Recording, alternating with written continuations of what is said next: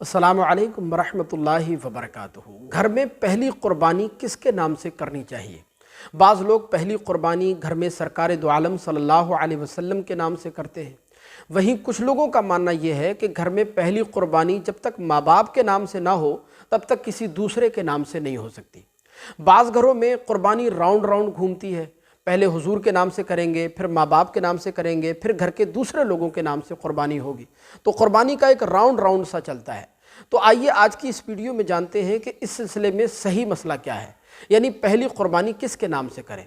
तो देखिए, बहुत अच्छी तरह जहन नशीन फरमा लें कि अगर अदब व एहतराम के नज़रिए से आप देखें तो बज़ाहिर तो ये बात सुनने में बहुत अच्छी मालूम होती है कि पहली क़ुरबानी हुजूर के नाम से हो, फिर माँ बाप के नाम से हो, फिर घर के दूसरे लोगों के नाम से हो।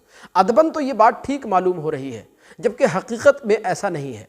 हकीकत यह है कि क़ुरबानी जिस इंसान पर भी वाजिब होगी, चाहे वो बाप हो, बेटा हो, माँ हो, बहन हो, भावज हो, घर का कोई भी फ़र्द, जिस इंसान पर भी क़ुरबानी वाजिब होगी उसको अपनी तरफ से क़ुरबानी करनी ही होगी। हर हाल में क़ुरबानी करनी होगी, वरना वो सख्त गुनाहगार होगा। पहली और दूसरी क़ुरबानी ये कोई माना नहीं रखती। मिसाल के तौर पर आप इस बात को यूँ समझिए कि जो क़ुरबानी आप नबी के नाम से या गौसे पाक के नाम से या इमाम हुसैन के नाम से करते हैं, वो क़ुरबानी वाजिब नहीं होती, बल्कि वो नफली क़ुरबानी कहलाती है।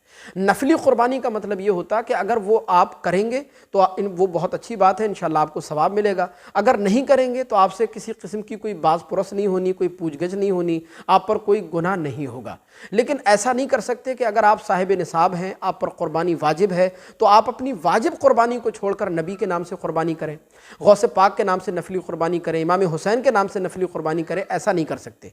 अगर आप ऐसा करेंगे, अपनी वाजिब क़ुरबानी को छोड़ेंगे, तो ऐसी सूरत में आप सख्त गुनाहगार होंगे, यानी वाजिब क़ुरबानी के छोड़ने का आप पर सख्ती से गुनाह होगा। कल क़यामत के दिन अल्लाह की अदालत में आपको सख्ती से इसका हिसाब किताब देना होगा। हाँ, अगर आप हुजूर के नाम से या किसी के भी नाम से क़ुरबानी करना ही चाहते हैं तो उसका बेहतर तरीक़ा ये होता है कि अगर आप साहिब निसाब हैं तो एक क़ुरबानी तो आप अपनी तरफ से अदा करें, अपना वाजिब अदा करें, वो तो आपको करनी ही है। उसके साथ साथ अगर आप जिसकी तरफ से भी क़ुरबानी करना चाहते हैं नफली क़ुरबानी, तो आप या तो छोटे जानवर का अलग से इंतज़ाम करें या बड़े जानवर में अलग से एक हिस्सा डालें, तो इससे आपकी वाजिब क़ुरबानी भी अदा हो जाएगी और जिसके नाम से आप क़ुरबानी नफली करेंगे वो भी अदा हो जाएगी। ये सबसे बेहतर तरीक़ा होता है। लेकिन अपनी वाजिब क़ुरबानी को छोड़कर नफली क़ुरबानी करना ये बहुत बड़ी हिमाकत है और ये बिल्कुल गलत तरीक़ा है। अच्छा, इसमें एक बात ये भी याद रखें कि बाज़ औक़ात घर में कई लोगों पर क़ुरबानी वाजिब होती है।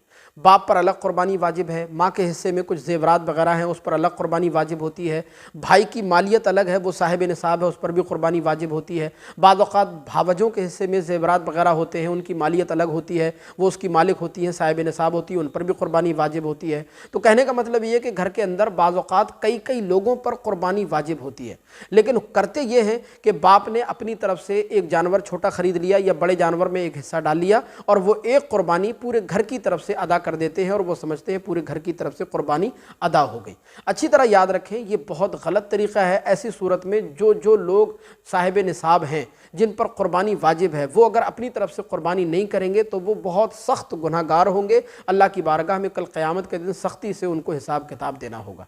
अगर घर में 4 लोग हैं और चारों मालिक निसाब हैं, चारों पर क़ुरबानी वाजिब है, तो चारों को अपनी अपनी तरफ से क़ुरबानी अदा करनी ही होगी, वरना सख्त गुनाहगार होंगे।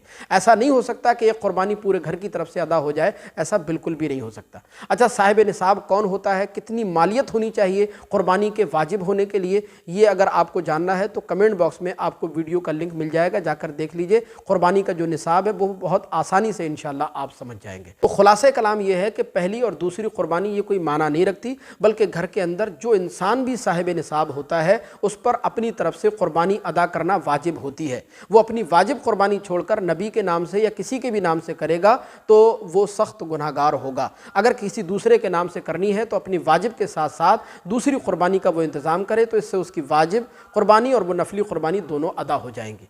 हमें उम्मीद है कि ये वीडियो आपको खूब पसंद आई होगी। मज़ीद अगर कोई मसला आपको पूछना है तो कमेंट बॉक्स में हमें ज़रूर बताइएगा। अस्सलामु अलैकुम वरहमतुल्लाह।